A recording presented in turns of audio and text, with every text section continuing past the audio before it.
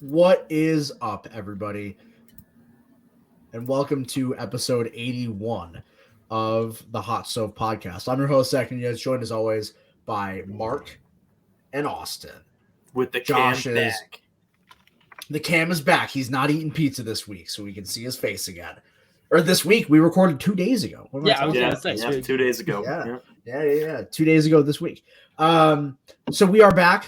Like we just mentioned, our second episode this week. We're bringing the content coming out of this channel. Before we get started, we are going to do our big MLB season preview tonight. Now, as we're recording this, it is currently opening day. Games have already happened. By the time that you all see this, there will have been at least 1 day of baseball in the books. But it doesn't matter because we're still previewing the season. We're going to talk about our big storylines that we're looking ahead to for each league. And then we are going to do awards predictions for both leagues. We are going to do postseason predictions for both leagues and the World Series predictions. And we're each going to talk about some season-long props that we like if we have them. I know the season's already started today, but we still have some ways. I like Aaron Judge to open or homer on opening day. That was good. That's a good one. Plus 250 on my book. Is that true? I don't know. I'm betting it though. All right. Yeah. We should bet that. So breaking news, Austin discovers time travel. That's what we're doing. That's what we will be doing today. But before we get started, make sure to follow us on Twitter at Hot Stove Pod. That's at Hot Stove Pod on Twitter. Here on the YouTube channel, make sure to like the video, comment on the video, subscribe to the channel, hit the notification bell as well to be notified when we put out new shit. Also, listen to Outside the Box Score every Saturday morning at 11 a.m. on terrestrial radio, the Score 1260, and the Score 1260.com as well, if you can't listen on the radio airwaves. Mark, you mentioned you've got some content coming this week, and you seem to, I assume you've solidified that a little bit. What can people be looking forward to this week on the show? Big Syracuse Mets preview show. Syracuse Mets baseball starting this weekend as well. So I'm going to try to get one of the broadcasters on, either Michael Tricarico or Evan Stockton, both buddies of mine. And if we can get one of them, I've got some audio that I picked up from Media Day on Wednesday. I spent about 3 hours at the ballpark talking to the guys, taking some video. It was a lot of fun. So I've got some audio from that, and I'm going to try to interview one of the guys. So that'll be a lot of fun. Nice. So be sure to listen this Saturday and every Saturday morning at 11 a.m. Outside the Box Score on the Score 1260. Now, without further ado, I think it's high time that we get started with our MLB preview for 2023. Now, before we get into the granular stuff and pick awards and whatnot, I want to look big picture a little bit. And I'm going to ask each of you guys, and then I'll give them for myself as well. What is one big storyline from each league that we're looking to? So we're both bringing two things we're watching out for. Let's start with the National League. And Mark, we'll start with you. What's one big thing you're looking for in the National League this year? To me, the most interesting race in the National League is going to be the NL West, because the Dodgers have been a powerhouse. They have been for a number of years now. Won, 111 games last year? Yes. Yep. Clayton Kershaw's another year older, and Kershaw's great. I'm not going to say anything negative about him, but struggles to stay healthy. Walker Buehler not going to really pitch this year. They get Dustin May back, but no Trey Turner. Lose Gavin Lux to a torn ACL in spring training. I think the Padres could, I'm not saying they will, but I think they could overtake the Dodgers in the NL West. And I think this entire race from start to finish is going to be incredibly interesting, because the Padres have arguably more talent than the Dodgers do right now. It's hard to say any team is more talented than the Dodgers. I would say the Padres are in consideration. So I think that's going to be a really interesting thing to watch out west this year. I'll go so far as to say that I don't think it's I don't think it's arguable. I think the Padres just have more talent than the Dodgers do, generally speaking. Like they have the only sort of my hesitancy is Mookie Betts, MVP. Freddie Freeman, MVP. Clayton Kershaw, MVP. You just keep naming people JD that Martinez robbed of an MVP. JD Martinez probably should have won MVP. If he didn't get traded and play half a season, hey, who knows? Probably would have won MVP that year. So there is, and sure, Mookie's was 5 years ago now. Freddie Freeman's was in the COVID year. So, Clayton Kershaw's was a decade ago. So right, but it's not even that. It's that like Manny Machado is one of the 10 best baseball players on planet Earth. Fernando Tatis Jr. when he's on the field is another one of like the 10 or 15 best baseball players on planet Earth. When he's on the juice, right? Like, Juan Soto is one of the 10 best. Juan Soto is one of the 10 best baseball players on Earth. Oh, they also added Xander Bogaerts this year, who is one of the best infielders on planet Earth, right? They have a rotation that stars Yu Darvish, Joe Musgrove, Blake Snell, right? They have the best reliever in baseball in Josh Hader. Like, it's not – I don't personally think that – I think what I think is interesting about the Dodgers this year is that I think it's going to be – it is going to be like the truest possible test of all of the benefit of the doubt we've been giving the Dodgers the last 10 years or so for like the Dodger magic, right? Because not only is it incumbent on like their younger guys coming up and actually performing, right? Miguel Vargas, James Outman, Michael Busch, like those guys. And it is also like they got a bunch of old dudes showing up. Miguel Rojas is going to be their starting shortstop this year. 36-year-old David Peralta figures to be a big part of their lineup this season. They signed Noah. David Peralta is going to hit like 295 with 20 home runs. I guarantee it. I get it. I'm just saying, like, they signed Noah Syndergaard to be their 4-starter. They signed Jason Hayward to probably play more games than you would expect Jason Hayward to play this season.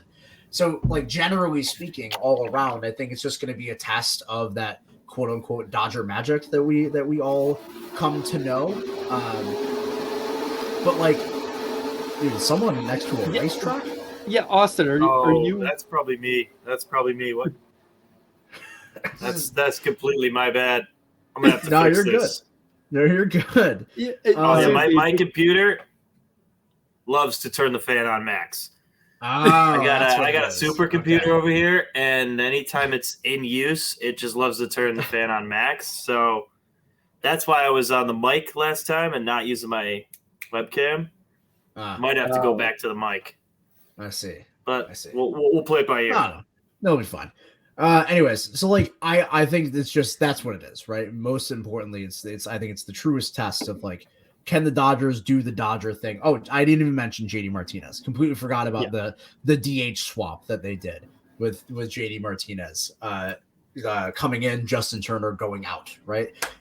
Like it's a lot of things. JD Martinez. Right. It's a lot of things that not necessarily have to break right, because they are a good team.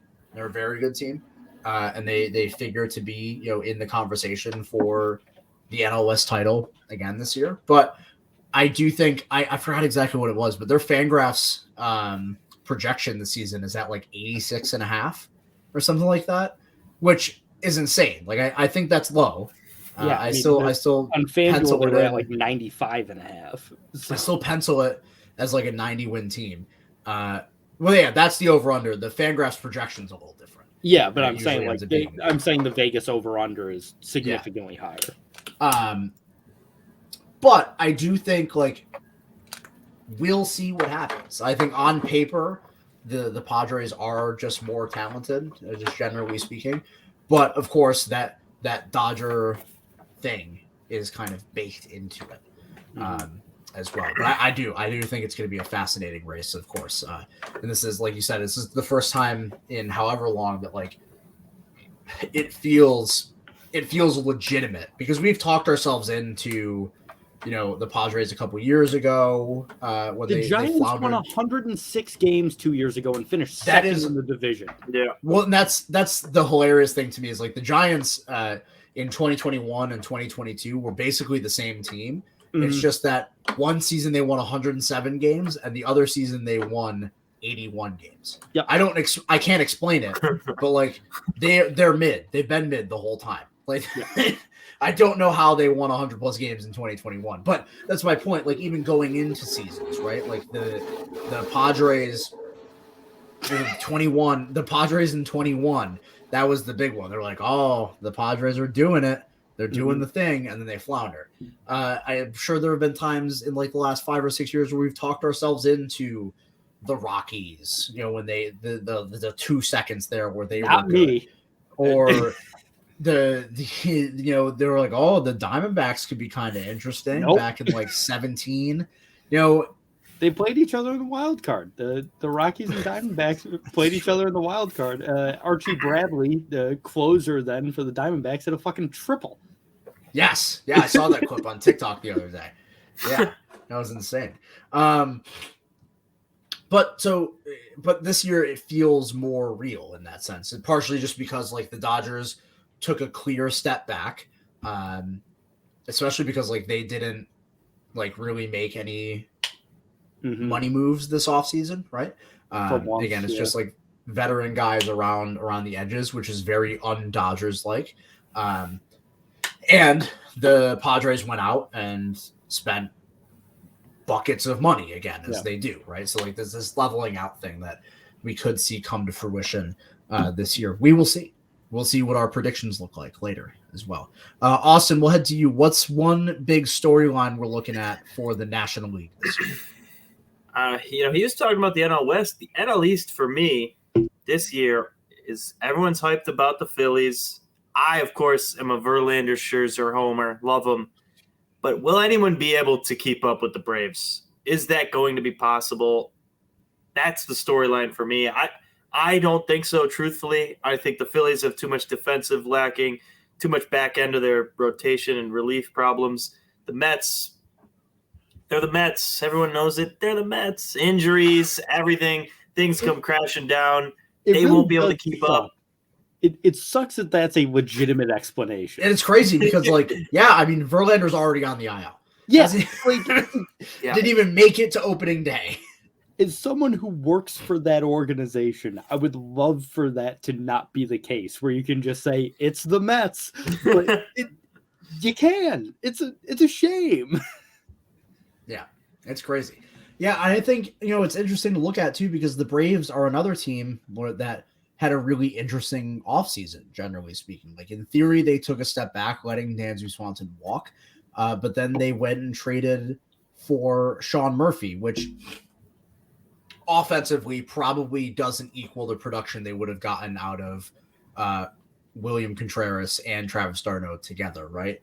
And d'Arnaud is still there. But what it does bring defensively to help anchor this pitching staff that is primarily young. I think Charlie Morton is the only starter in this rotation that's over the age of like 28 or something like that. Is probably going to mean a lot, right? Now, the question remains what they're going to do to fill that Dansby Swanson-sized hole, especially because it's not just questions of shortstop, which I didn't even see. Who started for shortstop today? Who started shortstop? Orlando Arcia. Orlando Arcia. So it would be primarily him, and then I assume if Vaughn Grissom gets hot in the minors, they'll bring him back up or something. Yeah, he'll get called back up to be the shortstop. They just want him to work on his defense more. He didn't look great at shortstop in spring training. Yeah. So they I was on Braves Reddit, and they weren't happy about him starting in the minors. Let me tell you that. Don't ask me why I was there. Yeah, people were not happy about it. No, Vaughn Grissom's a stud offensively. It's just, can he play shortstop? Yeah. And then the question obviously being like, your corner outfield spots and your DH, they trotted out Marcell Ozuna. You were shocked to find out that Marcell Ozuna I completely forgot that he was like back in the bids. When I said in the group chat reminder, Marcell Ozuna belongs in prison, you sent back all caps, he's playing? Yeah, I actually was stunned too when I saw that opening day lineup. I was like, wait, he's allowed to? What's going on here? He's just fine. He got suspended. Like, he was put on the restricted list, and then Rob Manfred was like, yeah, he's going to serve this suspension. But guess what? He actually served that suspension when he was on the restricted list. So he's just fine now. Yeah. What? It's weird. It's weird. I don't understand it. Don't understand it at all. Did Eddie Rosario start today as well? I assume he did. Oh, really? I didn't see him. Anyway, so like those kinds of things, and it's problems all teams have, right? Like we can't build a fantasy lineup. There are going to be holes in your lineup, but I do wonder, like that hole specifically, the Dansby Swanson hole, what they get out of their shortstop this year is going to mean a lot for whether or not this lineup can keep up with where it has been in the last couple of years. And I do think generally, like as much as we can, it's the Mets it, which I buy into it, right? Like I get it. It's the Mets, right? I can't explain it, but that's what it is. Why does the Mets New York have two of those teams? They have the Mets and the Jets. The two that rhyme, you can just say it's the Jets, and it's the same exact thing. I don't know. But what was I gonna say? Oh, but like the Mets did in some ways, like get better this offseason, right? They made active improvements to their roster. So I think the NL East race is going to be fascinating as well. Again, and here's the thing: the Phillies still exist, right? Mm-hmm. The Phillies not only still exist, they added Trey Turner to the team they had last year. They added Taijuan Walker to their rotation, which I think is a good piece as well. So like the Phillies are ready. You know, this is going to be. Fully expect this to be a 3-team race this season. You know what I mean? I don't expect it to be Braves, Mets, and then the Phillies kind of sneak into the postseason that way. I expect these 3 teams to be competing with each other pretty much the entirety of the season. Now, it's good coincidence that you guys brought up the West and the East, because my NL storyline has to do with the NL Central, and that is, yeah, I know it's gross. They put the mid in the Midwest. I'll tell you that much, brother. This is the most mid division in baseball, which is crazy because the AL Central exists. I was about to say, is it? I do think it's the most mid division in baseball. But I'm interested to see what comes out of the Chicago Cubs this season. I think they had a fascinating offseason. They got the big free agent, right? They went out and signed Dansby, and then they signed a bunch of guys to play first base. Somebody should have told them that there's only one first baseman on the team, right? They signed Cody Bellinger, who I assume, as much as they were talking about him playing first, I assume he's going to be playing center field. So you take him out. He played center today. He's going to be the everyday center fielder. So you sign him. You sign Trey Turner. You sign Eric Hosmer. Dansby Swanson. Well, I already brought up Dansby. He's not a first baseman. Well, you just said they signed Trey Turner. Oh, I'm sorry. Trey Mancini is what I meant to say. Okay. Trey Mancini, you sign Eric Hosmer, you sign Edwin Rios for some reason. So you have all these guys all while having your like most hyped prospect being Matt Mervis, who's also a first baseman, waiting there. So I think that's kind of strange, but also I get the point, right? Like they sign all these guys and they're like, I don't know, 1 or 2 of these guys are probably going to suck or get hurt and be out for the entire season anyway. So you just throw the darts. Right. And I do think that beside that, the Cubs have some interesting players. Like obviously Nico Horner is really good. Ian Happ coming into a contract year this year is really good. And I wonder if they're going to try and extend him during the season, or if not, he's probably going to be the best non-Ohtani hitter in the free agent pool this upcoming season. So we'll see how that goes. And then you look at the pitching staff, what they did I thought was interesting is that they just got a bunch of dudes who like put the ball on the ground, right? Mm-hmm. You got Marcus Stroman, you have Hayden Wesneski, who I think is a pretty good and interesting prospect. And you have just like a bunch of guys, right? None of them. Jameson Taillon. I completely forgot about Jameson Taillon. They signed Jameson Taillon. I completely forgot about that. So I think what they're going to try and do, right? What they're going to try and do is have a bunch of dudes who put the ball on the ground, and then play really good defense, in particular up the middle for those guys who put the ball on the ground, right? They arguably, I would actually go so far as to say definitively have the best defensive middle infield in baseball, right? Between Dansby and who's playing second? Is it Nico Horner or is it Nico Horner? Yeah. Nico Horner? Okay. Nick Madrigal's on the White Sox. Oh my God, he is. Who the hell played third for them today? Patrick Wisdom. Oh, he's still on that team. Jesus Christ. Jesus. Anywho, those two, and then Bellinger up in center field. Like that right there is this big like prism that you can build an interesting like defensive baseball team out of.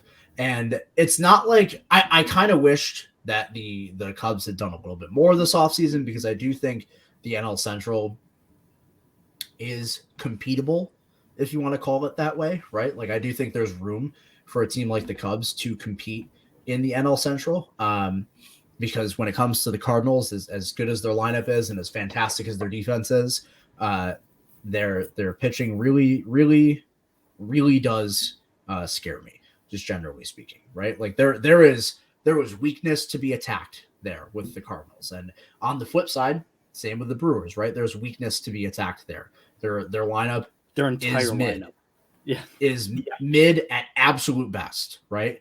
So I wish they'd done a little bit more, but I think the moves that they made are fascinating enough that like if these young players start hitting, and now you have that piece that you can build around, like the superstar piece, and Dansby Swanson, things can start to click into place, right? Especially if one of like Bellinger or Trey Mancini is good this year. Especially if it's Bellinger. If Bellinger's good this year, he'll end up being a free agent. But if Bellinger's good this year and they re-sign him, like he's what, 26? 27? He's already washed, little bro. I agree. I'm just saying hypothetically in my head, right? Yeah. So I don't think they're the best defensive team up the middle in the division, let alone base. Wilson Contreras, Brendan Donovan, Tommy Edman, and why am I drawing a blank on who plays center field for the Cardinals? Not Harrison Bader anymore. Yuck. No, Tyler O'Neill. But I'll take that over any defensive up the middle in baseball. Well, what about Javi Baez, infield, bro? Yeah, Javi Baez. Who's playing second for the Tigers? Javi Baez. He's playing every position. I was so confused. He's that good. He only commits 25 errors a season. That's like the worst in the league. Yeah, the double play combination of Javi Baez and Jonathan Scope really gets the people going. Yeah. Hell yeah. Absolutely. Yeah. Give me 1 second. Yeah. Fuck it. Never mind. All right. Yeah. So like, I just think the Cubs are interesting, right? And I'm interested to see what they do this season. Now we're going to move on to the American League. Talk about our biggest storylines in the American League. Mark, why don't you get us started? Sounds basic, and I hate to be that guy, but Mike Trout and Shohei Ohtani play on the same team. It's so cool. Can the Angels actually have a decent season? That's all I'm asking. I don't need them to make the playoffs. Just win like 86 games. Just be okay. That's all I want out of the Angels.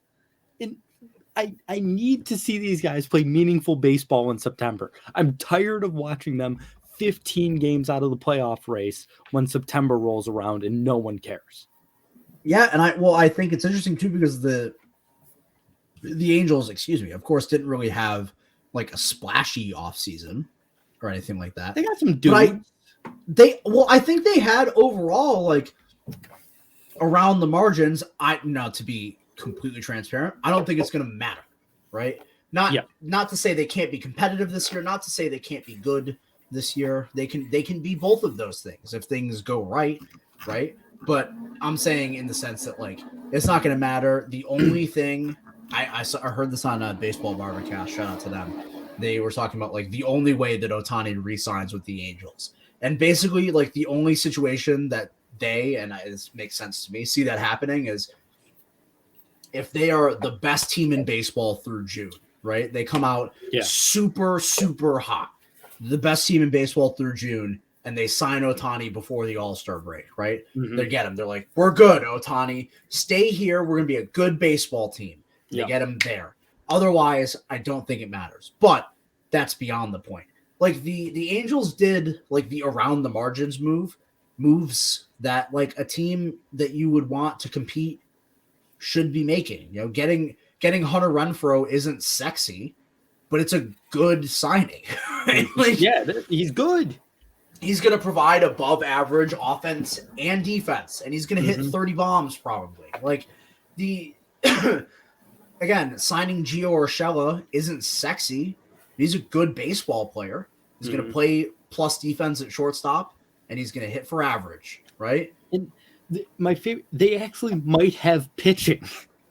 Well, this is the thing. You go get Tyler Anderson, who was good last year, who was really good last year. I'm on the record saying multiple times, I think he stinks, and I think it's going to be a bad signing. But he might not stink. You know, he was good last year, and just down the road in the other LA team, Patrick Sandoval was really good last year and looked really good in the World Baseball Classic. He's just kind of gotta bring it in a little bit. Their top, and obviously Shohei Ohtani, their top three of the rotation might actually be good. And that's something they haven't had since like Jared Weaver. Let's not forget also that what the hell's his name? Now that I'm trying to say it. Yeah, let's not forget that Reed Detmers threw it a hitter last year. He did. He's young. He's talented. Maybe he's good. They might actually be able to throw a baseball, which is weird. Also, I forgot sorry, that they signed Brandon Drury as well to play first base for him. And they're arguably their top hitting prospect, Logan O'Hoppe, is now up playing catcher for the Major League squad. So, like, there are pieces here. I was under the impression it's O'Hoppe. Who gives a shit? It's Logan O something, right? Their catcher. Logan Irishman. Logan Irishman. There's definitely ways where, like, again, the Astros can even be a good team, can be a playoff team this year if things go right. Not I meant the Angels. I said the Astros. Sorry. And it's obviously gonna be fascinating to see how it breaks out. I myself and friend of the show Tim and friend of the show Mike are currently trying to figure out where we're going to be going to see the Astros this year. Not the Astros, damn it, the Angels. Sorry, I did it again. Where we're going to be going to see the Angels this year, so we can see Mike Trout and Shohei Ohtani on a baseball field together before they inevitably break up. Might come his pants. Yeah, he might. Well, you better have it done April 1st so that Trout doesn't get hurt. Yeah, that's fair. I think we might be going to Toronto at the end of July. They play a series there. So maybe we'll go there. Maybe we'll go to Cleveland. Who the hell knows, right? Yeah. Anywho, that's beside the point. Austin, AL storyline. What do you got for me? I'm going with the most interesting storyline you could think of. And by most, I mean least. The Detroit Tigers will have the worst offense ever recorded in the history of MLB. Is this your bold prediction for the American League as well? No. Well, I mean, it can be. The reason I'm bringing it up here is because it wasn't originally my bold prediction. But they won't win 60 games, and they'll have the worst offensive performance of any team ever. That team just stinks. I mean, Riley Green and Torkelson are just – Riley Green's good. Torkelson's just meh. They're not going to live up to the hype. That team's just not good. And they were all riding on those two prospects to carry that lineup into the decade. And they're not good. Miguel Cabrera is still playing on that team. That's not good. I mean, I get you do a lot of money to him. That guy can't be in a lineup in 2023. That team is just in shambles. I got nothing. I'm out. I'm not even a fan this year. I'm picking a new team this year. That's my announcement. Damn. Have you figured out what the new team is? Yeah, my new team is the Padres. I'm a bandwagon. That's real. Yeah, Padres are so much fun. Yeah, well, just for this year. It's just this year. It's just this year. I'll be back on the Tigers next year when they are projected to win 62 games instead of 59. Yeah. So yeah. And I will stay in the AL West, and I'll talk about the Texas Rangers as my, just generally speaking, like a team that I'm interested in watching this year. Partially because I think they should be helped out by the fact that they have a real manager. Bruce Bochy came off a vacation. He was like, you know what? I miss baseball. Time to go back. And you know where I'm choosing? The Texas Rangers. So obviously he must have seen something to come out of retirement, to come and manage the Rangers. And he said, you know what? Rangers front office, get me pitching. So you know what they did? They went and signed Jacob deGrom and Nady Eovaldi and Andrew Heaney. They got 3 new starters for the rotation to go with John Gray, and I don't know who their 5th starter is going to be, honestly. No idea. Dane Dunning, maybe? Oh, God. Oh, Martin Perez. Jesus Christ. Oh, yeah, they've got Martin Perez. Yeah. Martin Perez, who was awesome last year.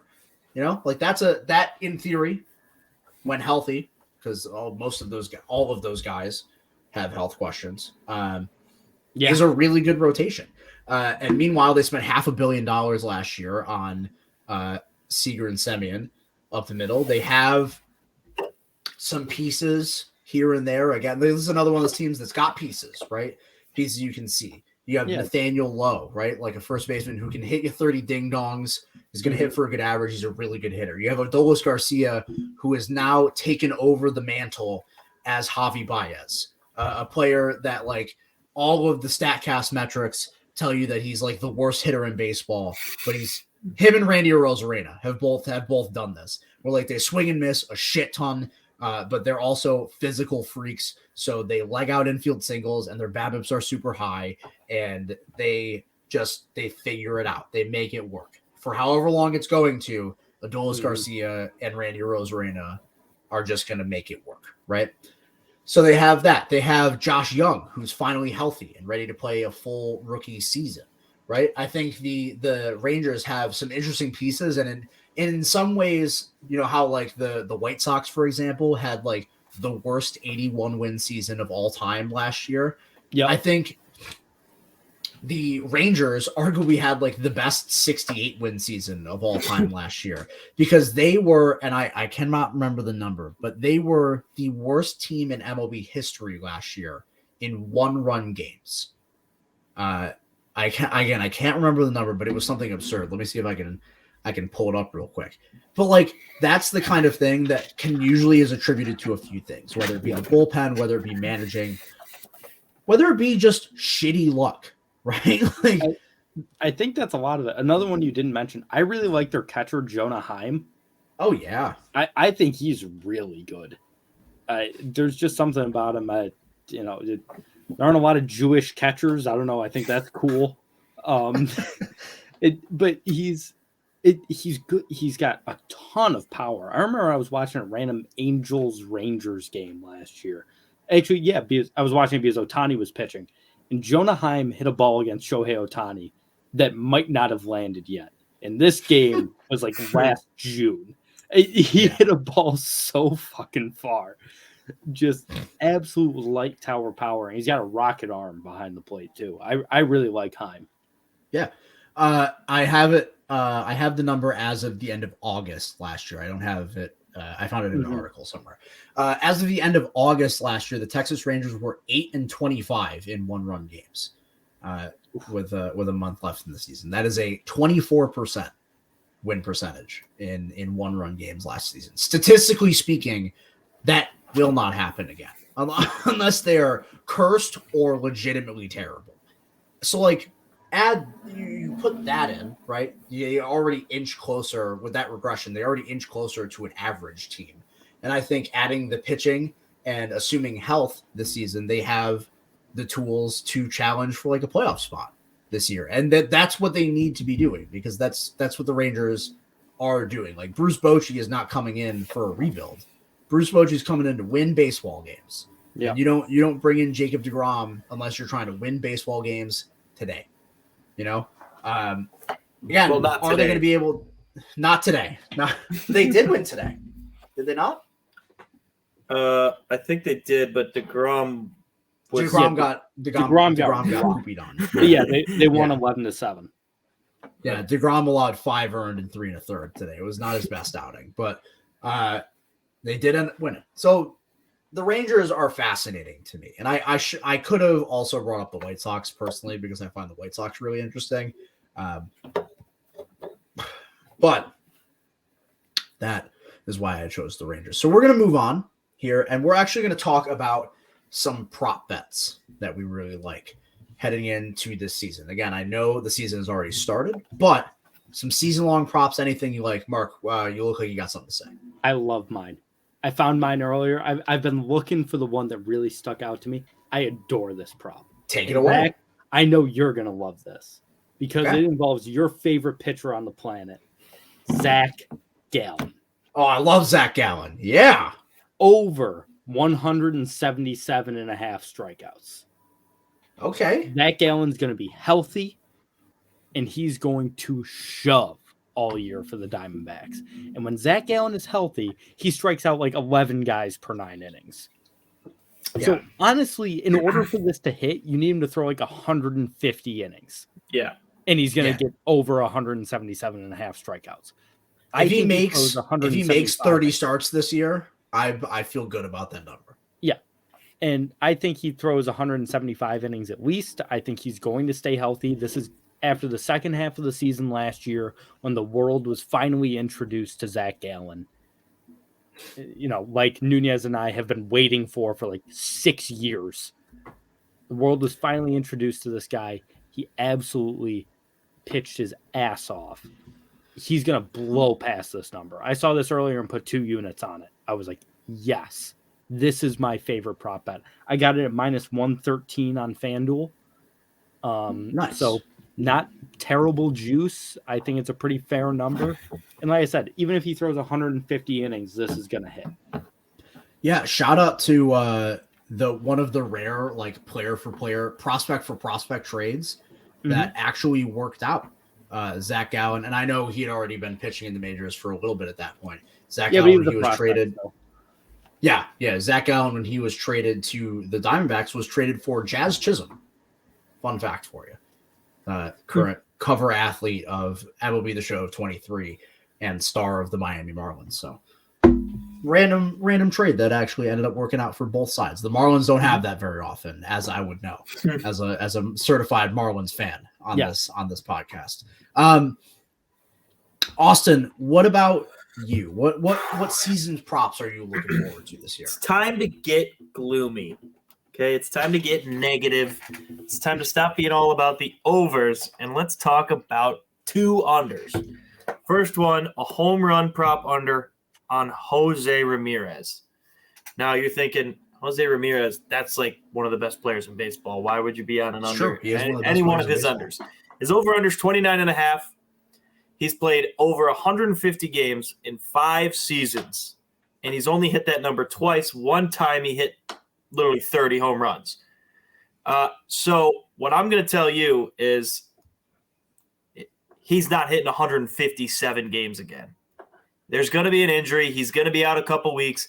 He's hit 157 games, actually. It looks like 3 times in his career, 152 3 times, 157 another couple times. I just don't think you're going to see another 157 game performance, and that's what he needs to hit 30 home runs. That's just the benchmark number for him. I'm thinking even if he misses a couple weeks of baseball, he only plays 140 games, you'll still see him at 25 and 100, but like he's just not going to hit that 30 home run number. The second prop, another gloomy prop, another under. Freddie Freeman under RBIs at 97.5 RBIs. Last year is really the only benchmark we have for him on the Dodgers. He hit 100 RBIs. He played 159 games. But as we were talking about earlier, the back end of that lineup has only gotten worse. I think a lot less people will be getting on base. A lot less people will be in a position for him who's hitting second. Remember that. He's going to hit second for this team most of the year. Yeah. You won't have a lot of RBI situations. Mostly it's just going to be Mookie Betts getting leadoff singles, stealing a base, leadoff doubles, type of that in his first couple at-bats. And again, he did 100 RBIs in 159 games last year. And the year before that, he had 83 in 159 games for the Braves. the way he operates now, he's an OBP king. He's a get on base type of guy at the top of your lineup. He's not a guy who's going to shell in 100 plus RBIs. So I like the under 97.5 RBIs on him as well. Both of those were minus 115 when I got them. So a little juice, but like not real juice. Yeah, I like the Jose Ramirez one because of your rationale behind it. Like, expecting Jose Ramirez to hit 30 home runs is basically expecting him to be 100% healthy this year, right? 157 games is you're missing 2 series, right? Like that's it. Over the course of the entire season, and that's between injuries and rest, right? And he plays a physically demanding position at third base. And he is the guy on this Guardians team, right? So, like, I think just statistically speaking, for most players, you can probably just bank on like a week and a half on the IL at some point in the season, just statistically, right? So I think that's really good rationale behind it. I like those picks a lot. I am going to go with a home run prop as well that I've already talked about in this group chat that we have, and that I've already put plenty of money on.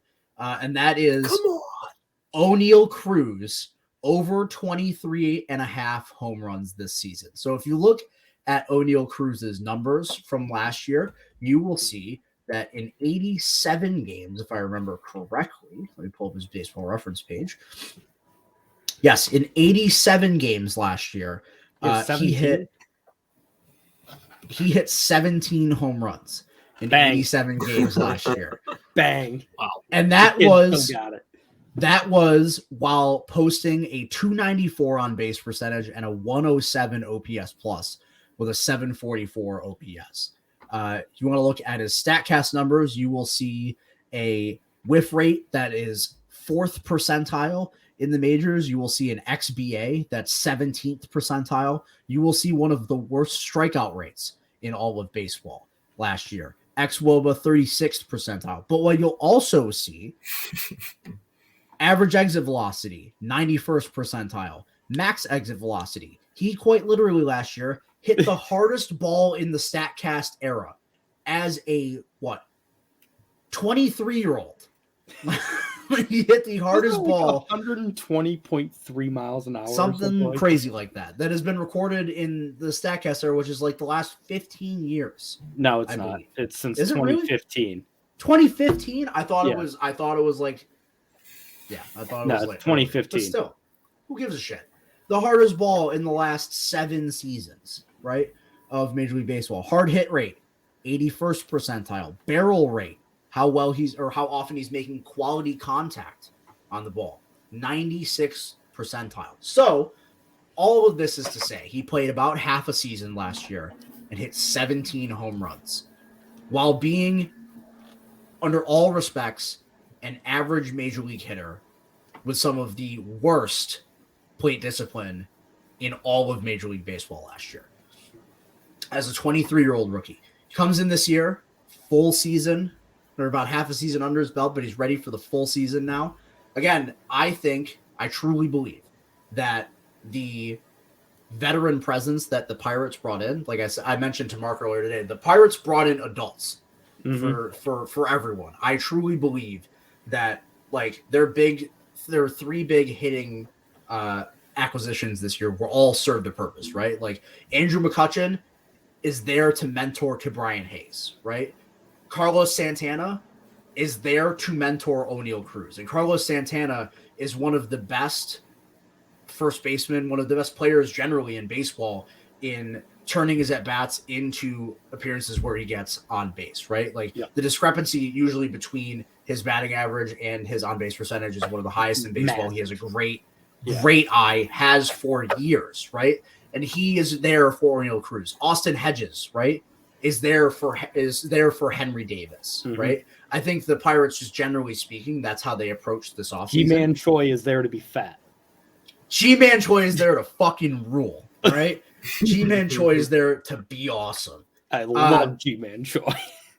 So if even a little bit of that rubs off, and shit, if it doesn't, O'Neal Cruz has the freakish ability and the natural talent to easily hit 20 home runs just by itself if he doesn't improve at all. Again, he hit 17 in 87 games last year. So what? That's adding 7 home runs in another half of a season on top of any expectations of hopefully getting better as he would as one of the best prospects in baseball coming into his time last year. I saw this and I went awooga in the same way that I did when I saw Kyle Schwarber over 30 and a half last season. Yeah, and then he had 48. and then he led the National League in home runs and would have led the majors had Aaron Judge not broken the AL record, right? Had it been any other normal season, he would have probably led the majors in home runs. So I loved that, and I put many a unit on it, and I'm excited to. He hit his first one today, for Christ's sake. It was far.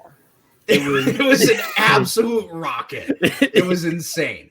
O'Neal Cruz is so much fun to watch play, and these are my favorite kinds of props too. Like players I just love watching play baseball, right? I love watching just like this freak athlete go at it, and we're just gonna see what happens, right? And I think he can fuck around and find out into his way into 25 home runs, kind of in his sleep, really. Like I truly believe that in terms of his raw ability. So that's my favorite prop. Ride with it. Go crazy. We're going nuts on the O'Neal Cruz train this year. All right. Moving on now, we're going to move on to our awards predictions. So we're going to start in the National League.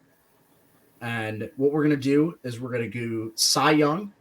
Well, actually, first, we'll go with our bold predictions. So we each have bold predictions for each league, as we do every year. We're going to do bold predictions. Then we're going to do Cy Young and MVP voting. We can leave the rest of it up to all of the other prognosticators out there. But first, bold prediction time. Mark, what's your bold prediction for the National League? This one was tough for me, but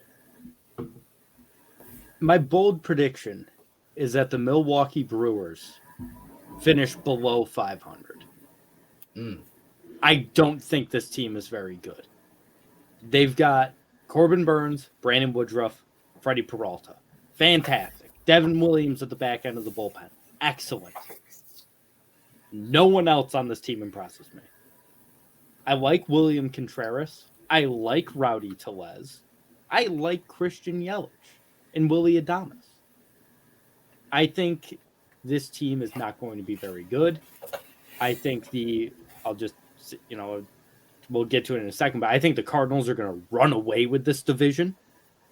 I think it's not even going to be close. And I just think the Brewers are going to be more like the Cubs than they are like the Cardinals this year. And for a team that has so much upside, I think at some point that the negatives that are in that lineup are going to rear their ugly head. And I think that's this season. I think Plus, that's totally fair. they already pissed off Corbin Burns. So who knows if he's there come August 1st. Like, he got knocked around a little bit today, but he wants nothing to do with this organization anymore. That's your Cy Young winner. That's your best pitcher. And he's like, yeah, fuck these guys. They tried to tell me I was the reason they didn't make the playoffs last year. I'm out on the Brewers. All right, Mark, while we're also at it, why don't you give us your bold prediction for the American League? We'll do them both at the same time. Okay. For the American League, Austin already talked about how bad the Tigers were going to be. I think another team is going to be historically bad in the American League. I think the Oakland Athletics are going to have the worst season in baseball history, surpassing the 03 Tigers.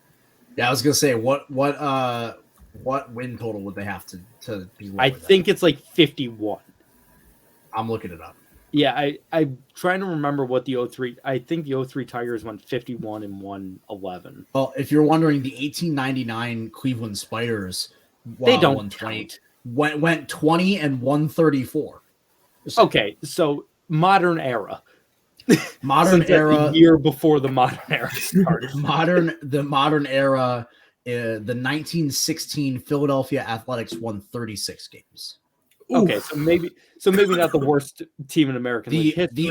If you want to even do the 21st century, the worst team since Isn't it the 03 Tigers? Right. The worst team since 1962 is the 03 Tigers, and they won 43 games that year. Oh, it's 43, not even 50. Okay. Yeah, I think they could be that bad. Look at Austin's face. Yeah. I think the A's could be 43 wins bad. Dude, they fucking suck. I think we're looking at one of the worst teams in baseball history. They're just awful. Yeah, it's certainly a real possibility, honestly. Like, there's like, but what is if you're an A's fan, what singular reason do you have to go to the ballpark this year? Take out even the fact that the Coliseum is a shithole, right? You're less likely to get shot at the ballpark than you are in downtown Oakland. Yeah. I mean, that's for example, right? If you are a Reds fan, even though the Reds management has told you to go fuck yourself over and over and over again in the last couple of years, you got Hunter Green. Hey, Joey Votto's still there. People love Joey Votto's still there. You'll have Ellie De La Cruz. Yeah, Ellie De La Cruz. Ellie De La Cruz will be up at some point, right? O'Neal Cruz 2.0. Yeah. You know, like you have the occasional reason to go to the ballpark. If you're an A's fan, what reason do you have to go to the Coliseum? None. Tony Kemp? No one's that big of a Ramon Laureano fan. Yeah. I don't know. I think you're completely on base with that. Yeah. No pun intended. I think that's a good prediction. Austin, let me hear your bold predictions for the season. So I originally had a bold prediction for the NL, which was similar to last year's, which if anyone remembers, it was the Dodgers to break the win record. I was going to do a similar one for the Padres, but you were shockingly close, by the way. You were close. No. You were 6 wins away. They were pacing for a while, and then they just kind of tapered off in the mid-late season, and then they didn't really have a fight at the end. Yeah. But I'm going to change it up. You guys just talked about Cincinnati Reds. I think the Reds are going to win 80 baseball games this season, projected to win 64.5 or something is their number. They're going to win 80 baseball games. You know, I think they're a fun team. Lodolo, I like their young pitchers. Yeah, I like their pitchers. They're fun. And I'll tell you, I like their 1, 2, 3 in their lineup. Dare I even say 4? I like India, Friedel, Fraley. Both of them are projected. Friedel. The L is pretty quick after the D, so it's Friedel and Fraley, both projected in my book. What's that worth? Who knows?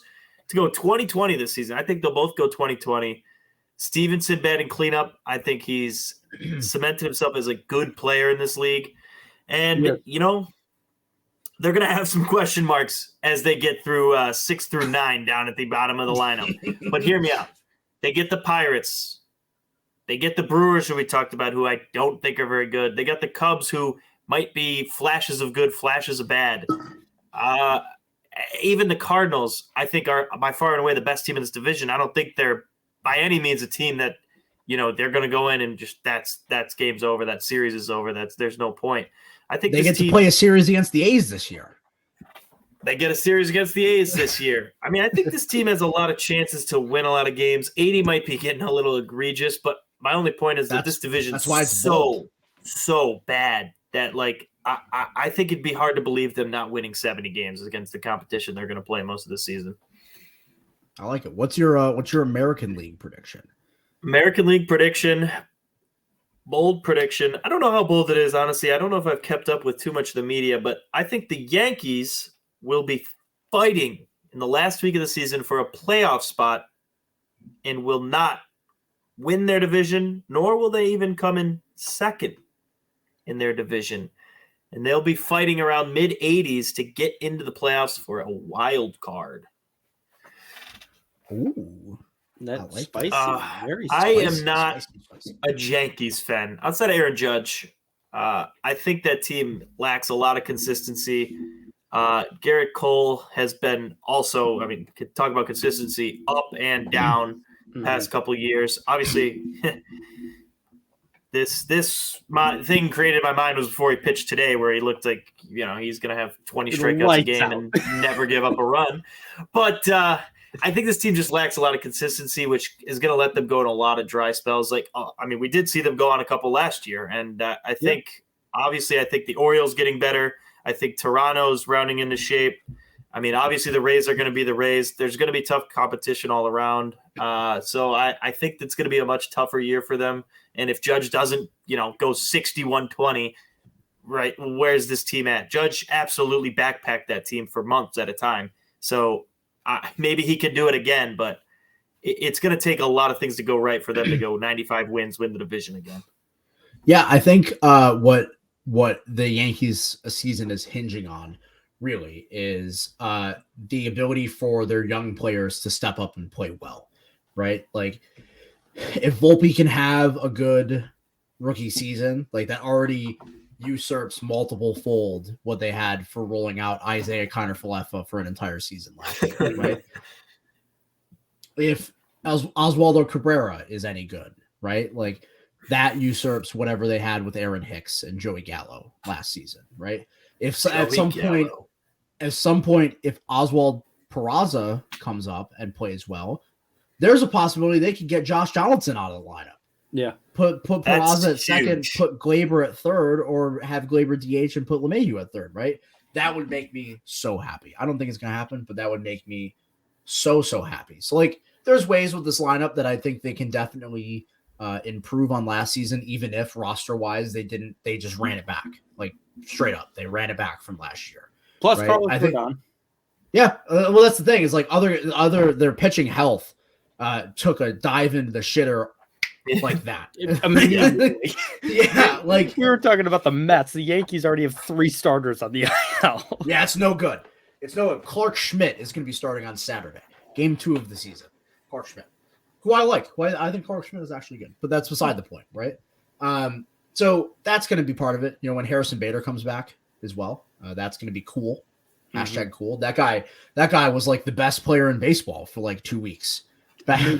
Made me furious. It was awesome. I like Harrison Bader. I liked him in St. Louis. That you talked about an even trade earlier. How about Jordan Montgomery becoming the best pitcher in the National League down the stretch of the Cardinals, and Harrison Bader being the best player in the American League? Just dead even swap, hitting ding dongs left and right. He was playing elite defense in center field. It was awesome. It was so cool. That was trading Bob Gibson for Mickey Mantle. It was fantastic. But yeah, I think your takes about the Yankees, they stand, right? I understand that. Yeah. So here are my bold predictions for the season. First off, National League bold prediction. I got a question for you guys. Does the year 2006 ring a bell for either of you guys? Does it stand out for any particular reason? St. Louis Cardinals won the World Series. Okay, well that's not my prediction, but they did win the World Series that year. Yeah, that's true. They beat the Detroit Tigers. Also not my prediction. I'm not going to be predicting that. 2006. Anything? Austin, 2006 at all? The year before the Phillies won the World Series, I think. Nope, 2 years before the Phillies won. 2 years before the Phillies won the World Series. 07 was the Red Sox. Yeah. Oh yeah. Sure. 2006 was the one singular year of his career that Alfonso Soriano played for the Washington Nationals. 40-40.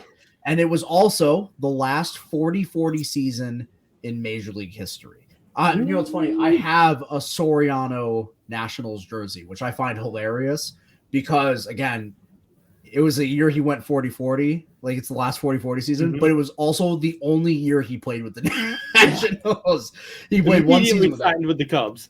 Yeah, I have the jersey over there in my jersey pile. That's fantastic. But I think that we will return to that this year with Ronald Acuna Jr.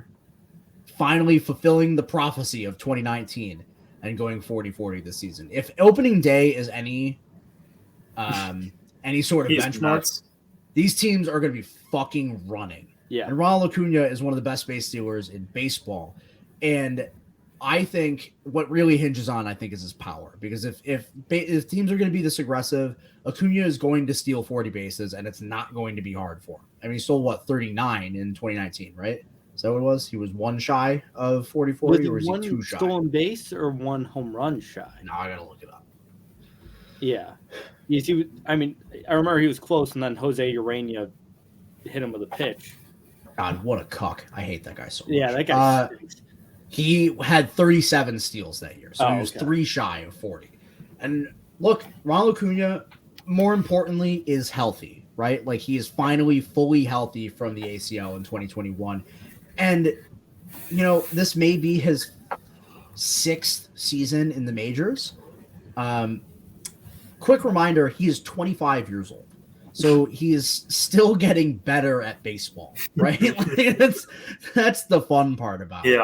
That's like the joke my dad and I always make about Mike Trout. We're like, yeah, here comes Mike Trout in his 18th year in the majors, just turned 24 on Sunday. Yeah. So I think it's going to take things to break right. It's going to take health. It's going to take an excellent season, just generally speaking, right? It's obvious there's a reason that it hasn't been done in 17 years, but I think Ronald Acuna is the man to do it, personally. We will move on to the American League here, and my American League bold prediction is that Corey Seager wins the AL batting title this year. Batting title winner, Corey Seager. Yeah, you lost me. No. Let me explain. I'm lost. Let me explain. Going into last year, his first year with the Rangers, Corey Seager was a career 297 hitter, right? About as easy of a bet for 290 plus as you could possibly get in baseball. Now, I understand he hit 240 last year, but it's not, I think the numbers show that he is arguably the player in baseball that was most negatively affected by extreme shifts last year. And yes, that includes Joey Gallo. Joey Gallo doesn't make contact. Yeah, Joey Gallo sucks otherwise. I understand that. I get it, right? But so here's the thing. There's 2 things baked into it, right? It's regression, first of all. Like, again, Corey Seager going into last year, career 297 hitter, and he batted 50 points below his career average last season. Just generally speaking, that's going to regress somewhat to the mean. Adding in any sort of regression that you get from the rules breaking in your favor, I think that Corey Seager has the opportunity to truly bat like 315, 320, and that's enough to win a batting title, assuming no other like crazy shit happens. And Luis Arias, who was the clearest bet for batting average in all of baseball, is now in the National League. He's not in the American League anymore. So I think it's open, and I think that Corey Seager will do it this year. I have Corey Seager winning the batting title. Can I throw one out there? Yes. I'm wearing his jersey right now. Andrew Benintendi. Hit over 300 again last year. White Sox are playing the Astros right now. He's actually batting right now. I just looked at my currently, TV. Yes, I'm watching it, yeah. I've been saying since he was at Arkansas that this guy was going to win a batting title in the major leagues. In that White Sox lineup, he doesn't have to be the guy. He's going to hit either second or sixth, somewhere around there. And he's like the 4th biggest name in that White Sox lineup. He's just going to get knocks. I'm not saying he's going to hit 25 home runs. I'm not saying he's going to hit, driving 100 guys. He's going to get hits. This is the year of Benny ball game. I'm all in on Andrew Benintendi. Yeah, similar, like just personal belief with my Corey Seager thing. Like, I've been on Corey Seager for however long the baseball world has been on Corey Seager. Yeah. Like, trust me, I'm not some sort of fucking hipster with it, right? I'm a loser. I probably came to it late. But Corey Seager, I can see it so easily, the path to him being like a top 5 hitter in baseball. It just hasn't all like completely coalesced, whether it be minor health injuries in the early part of his career. And he did put it together at the end of his Dodgers tenure, right? Obviously won NLCS MVP and World Series MVP. When they won the World Series in 2020. So like he has put it together before. I think there's probably a bunch of different factors. The reason that his batting average dropped last year was, whether Yasmani Grandal just tied the game. You just shit on a ball, yeah. Yeah, that's crazy. That's like one of the 6 times he'll make contact this month. And they're all going to be hit 110 miles an hour. Yeah. So like I can see part of it again is just a prophecy that you see fulfilling itself, right? I can see Corey Seager being, like I said, like a top 5 hitter in baseball, and I'm waiting for it to come together, and I think it has a real possibility too this season. So we're gonna move on here, talk about our Cy Young picks. I want you to give both NL and AL, and any sort of like dark horse picks that you may have as well. Mark, why don't we start with you? Yeah, my winner in the American League is Luis Castillo. I think he's going to absolutely shove for Seattle this year. That was a great pickup by them at the deadline last year. They gave him the extension. He was absolutely lights out for him down the stretch. I think he's going to be just as good in Seattle this year, if not better. Same division, dark horse pick, Christian Javier. I went with him over Framber Valdez. Christian Javier was amazing for Houston last year. No one cared because he was the number 3 starter. And I think he could go on a Cy Young type season. And my long shot is Pablo Lopez, recently acquired by the Twins in that Luis Arias trade. I think Pablo Lopez has great stuff. I think it's going to play great in that division that isn't very good. And I think he could have a really solid year for Minnesota. In the National League, my winner is going to be Zach Wheeler. Wheeler's going to put together one of these seasons. We've seen him have great seasons in Philadelphia, but it's going to happen where he just has like a 2.3 ERA and strikes out everybody. I think that could be this year. My dark horse is Logan Webb. He was also my dark horse last year for the San Francisco Giants. 12 strikeouts today against the Yankees. I made this pick before he even started. I love Logan Webb. It's just 93-mile-an-hour sinkers down and away. Here, let's see if you can hit it, and no one can. He reminds me a lot of Roy Halladay when he was with the Phillies in that respect. Aaron Judge can. Aaron Judge learned that today. Yes. We learned that today. So Gleyber Torres could as well. But both of those were bad pitches. Both of those were up in the zone. He doesn't throw very hard, so if he misses up middle, it's probably going to go a long way, but he's got really good control. I don't expect him to miss like that very often. My long shot is a rookie. For the New York Mets, Kodai Senga. The Japanese import has electric stuff. With Verlander going down for at least a little bit, he's probably going to be the number 2 starter in New York, at least on paper. I don't think he's starting game number 2 of the year. That's probably actually, I don't know who it'll be this year. It's probably going to be Scherzer because I don't think Scherzer got pushed to tonight. Or was he he started today. Regardless. Okay, my bad. Yeah, he was the opening day starter. So I don't know, but I think Kodai Senga could be very good. The stuff is electric. I think he's got a chance to go absolutely off this year. So he's my long shot in the NL. All right. For the AL here, I kept it simple. Shane Bieber. Everyone knows I just like to pick against bad teams. And the Tigers and the Royals. Come on. What are we doing? What are we doing? I think Shane Bieber's in line for 15-plus wins pretty safely this year, given health. As long as he can get 25 starts in, I can't imagine a world where he doesn't get that 15-plus win mark, so I like him. We move down. My little dark horse here. He's got no shot, let's be clear, because of injuries and whatnot and staying healthy. But Tyler Glasnow, 300 strikeouts, stays healthy. You could see a world where that guy just goes off because he has the stuff to do it. He's nasty. It's the problem. He's never going to stay healthy for a long enough stretch to really pick up steam in the race. That's my problem. And my long shot, it's going to be a long shot. Everybody calm down. Emmanuel Clase. A reliever. Because I think he's actually disgusting, and he could have a sub 1.5 ERA with 40-plus saves this year, and everyone will be loving it. Fun fact, Bob Nightingale picked Emmanuel Clase to win Cy Young this year. Wow. Really? Yeah.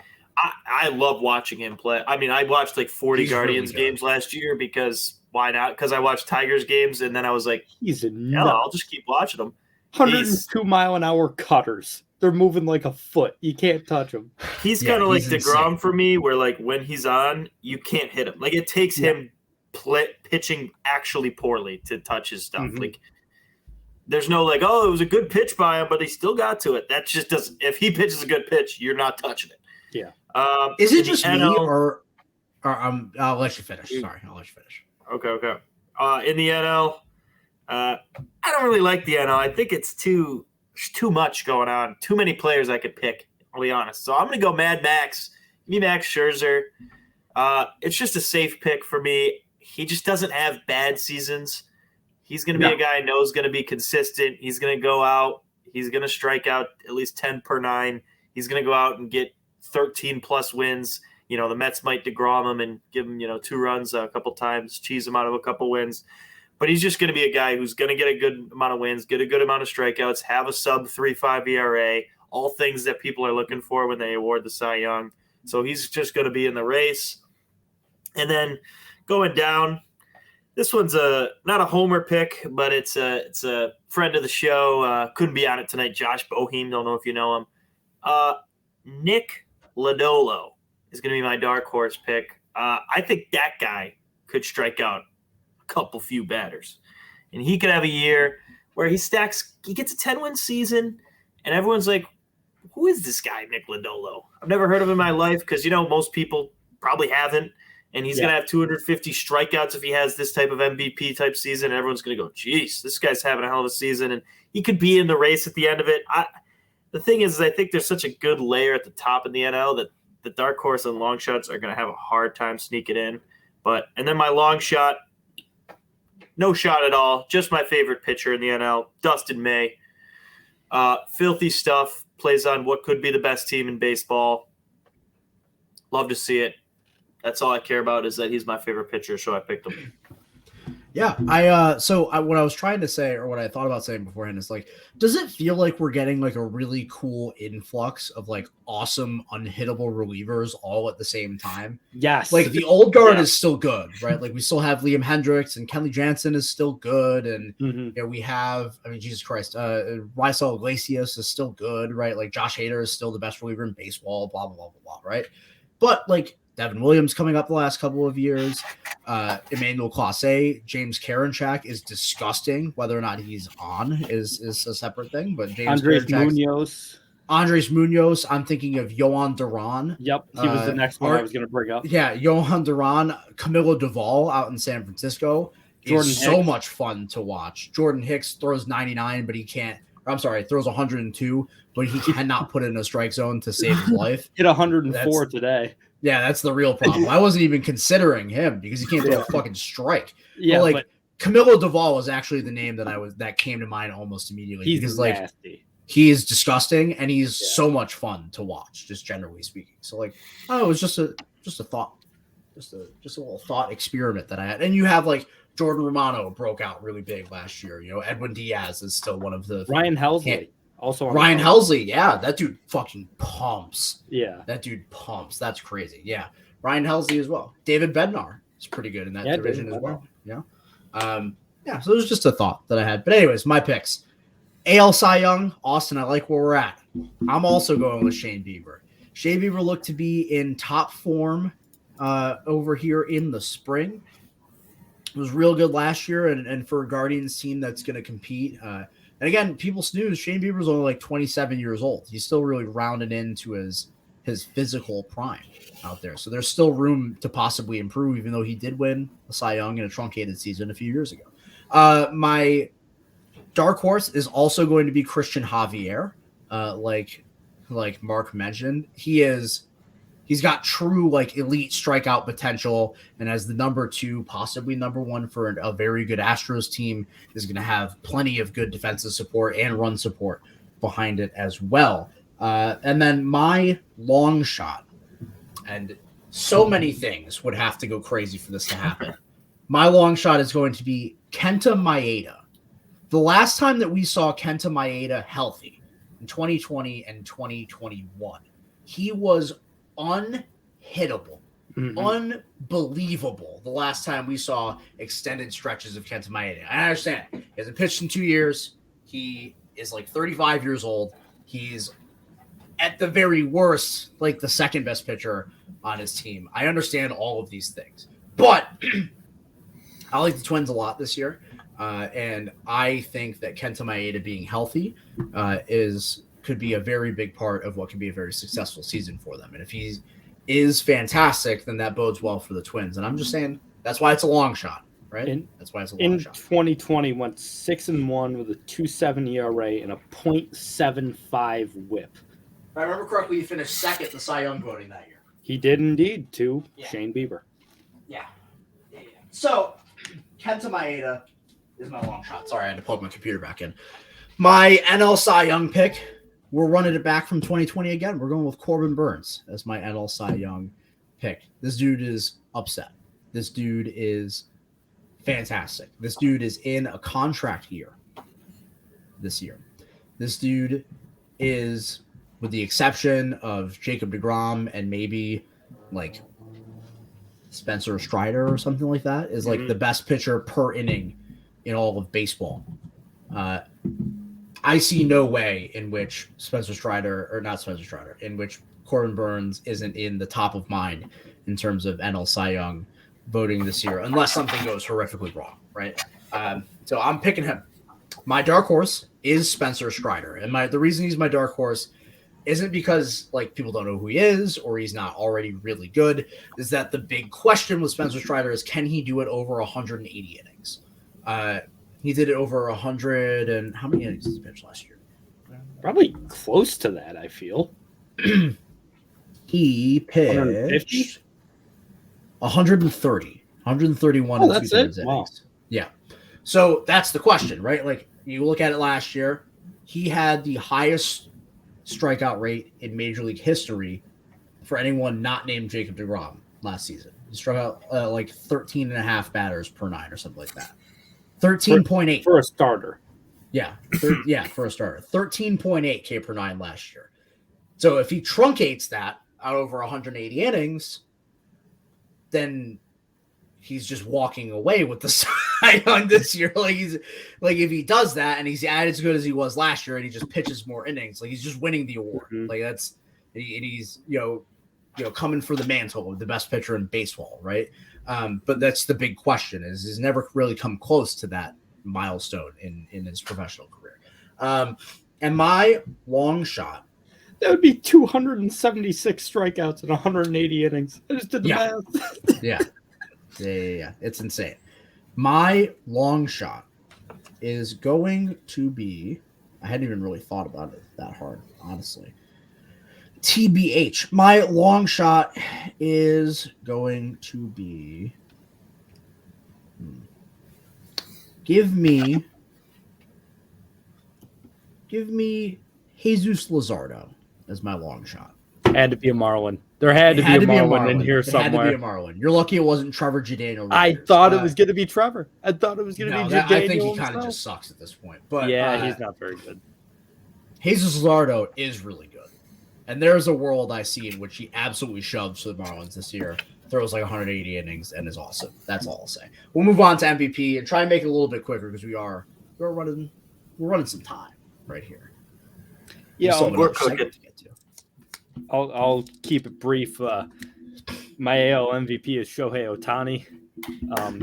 Guys, it's his award. He's the best baseball player I've ever seen in my life. As long as he's healthy, he wins the MVP. It's that simple. Yeah, as long as he's healthy and someone else doesn't set an American League record for home runs, he wins the MVP. Dark horse Kyle Tucker, long shot Adley Rutschman. The Orioles are good. I think he's going to be a huge part of it. Catcher bump. That's catcher bump. It reminds me of Posey in 2012. Like that. That's the type of season I think Adley Rutschman could have, and I'll get back to that in a second. My NL MVP winner is Nolan Arenado, a man that is close to Austin's heart. I know he loves Nolan Arenado. I also love Nolan Arenado. I was having this conversation with my dad the other day. And my dad was like, I think Nolan Arenado is a top 5 player in baseball. And I can't really fault him for thinking that. Nolan Arenado is fantastic at baseball. So I could see him winning MVP. Dark horse, another third baseman, Austin Riley. was an absolute stud for the Braves last year. I could easily see him winning MVP. And my long shot, similar to the American League, JT Realmuto. Similar catcher bump. I could see him having a great season for a good Phillies team that just skyrockets him in MVP voting. Like I said, think Buster Posey in 2012. All right, Austin, what about you? All right, I like where your head's at here, Mark. AL MVP, Shohei Ohtani. I almost didn't do a long shot of dark horse for AL because I think the award should honestly just be wrapped up, handed out right now. I don't think they should even play the season. But I did it. I did do a dark horse. Kyle Tucker. I think he could go 35-35 this year. He went 30-25 last year. Yeah. I mean, people forget he went 30-25 last year. He's only getting better. I mean, he I don't know. Good player. And then my long shot, believe it or not, Adley Rutschman. We're on the same wavelength here. Everything you said before. So I'll move to the NL where we all know who I'm picking. It's Juan Soto. I picked him now every year that he's played in the league to win MVP. It's not going great, but this is the year where he's in a lineup to just rake, to just put 100,000 RBIs on the board to win. As we saw in spring training and the World Baseball Classic, he's locked in. All right, he's ready. He's ready to go for the start of the season. And if that team wins 100 games and he's batting 290 with a 400 on base, you better believe he's going to be in the talks. I'll do long shot or dark horse. I didn't do a long shot for the NL, but I have Ozzie Albies again. I believe I picked him last year as my long shot as well. I'm doing it again this year, even after a pretty disappointing season, because again, the top of that lineup gets on base. That's what they're designed to do. And Ozzie Albies is cleanup hitter opening day. If that continues, he's in a prime spot to drive in runs for a good team. That's what people care about. So there's my two. All right. For my picks, Shohei Ohtani is my American League MVP pick. My dark horse is going to be Yordan Alvarez, who by all metrics last year was the second best hitter in baseball behind Aaron Judge. Yeah. And then my long shot is going to be Corey Seager, who I have already mentioned as a guy who I think is primed for a very big season. MVP in the National League. Ronald Acuna Jr. AL West guy over here. I mean, come on. Yeah. Big. That's me. I'm the big AL West guy. MVP Ronald Acuna Jr. Like I said, I'm predicting him boldly to have a 40-40 season. If he does that, motherfucker's winning the MVP. I don't know what to tell you. Like that's just gonna come by with it.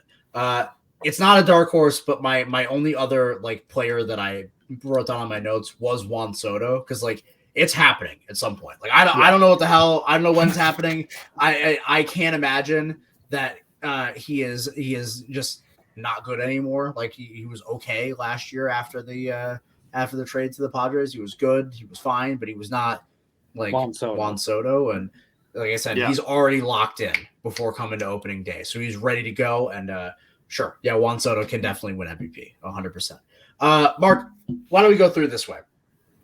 I want you to give me all of your playoff teams, AL, NL, and then I want you to give me your World Series pick. Yeah, so I broke it down like this. So AL East, I've got Toronto winning. The Central, I've got the White Sox. In the West, I've got the Astros. My three wildcard teams are the Yankees, Seattle, and Cleveland. And then in the National League, I've got the Braves winning the East, the Cardinals in the Central, and I've still got the Dodgers in the West, but I have the Padres finishing as a wild card team very close behind the Dodgers, the Mets, and the Phillies all making the wild card as well. And then my World Series, I've got Toronto over San Diego.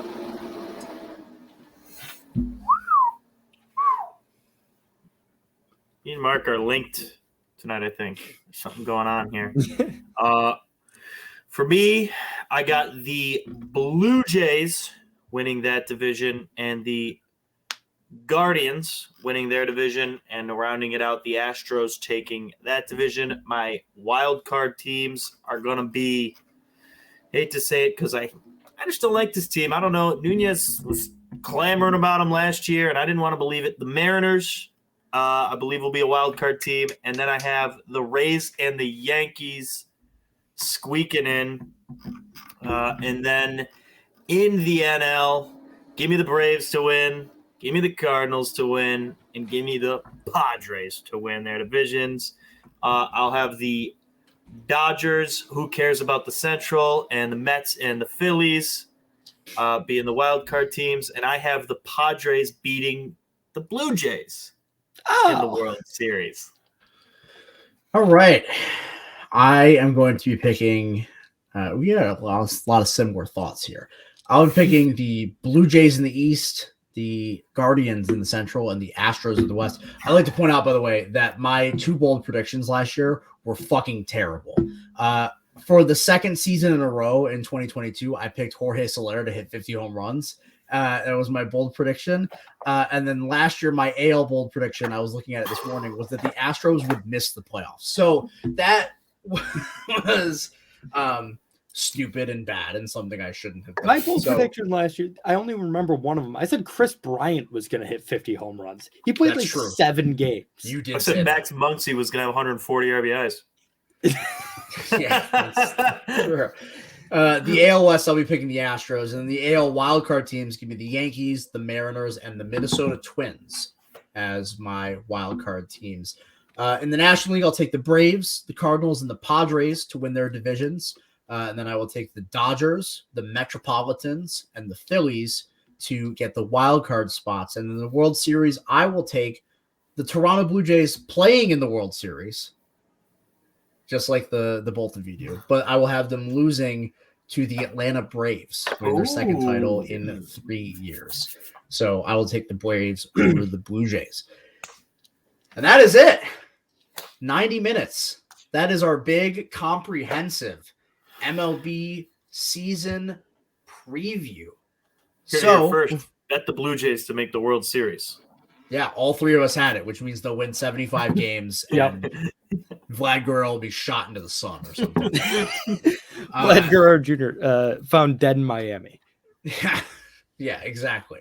So before we head out, I just want to remind y'all to like the video, comment on the video as well. What do you think of our predictions? Who do you have winning the World Series? Subscribe to the channel. Hit the notification bell as well so you know when we're dropping new shit. Also, follow us on Twitter at Hot Soap Pod. That's at Hot Soap Pod on Twitter. And make sure to listen every Saturday morning at 11 a.m. to Outside the Box Score on the Score 1260. That's both on 1260 a.m. terrestrial radio. Jordan Alvarez just hit a ball to the moon. The terrestrial radio at 1260 a.m. in Central New York, or on the Score 1260.com. Be sure to listen to Mark's face. Be sure to listen to the replay. Outside the Box Score on the Score 1260. That being said, that does it for us this week on the Hot Stove Podcast. We thank you, we love you, and we will see you next time. Peace.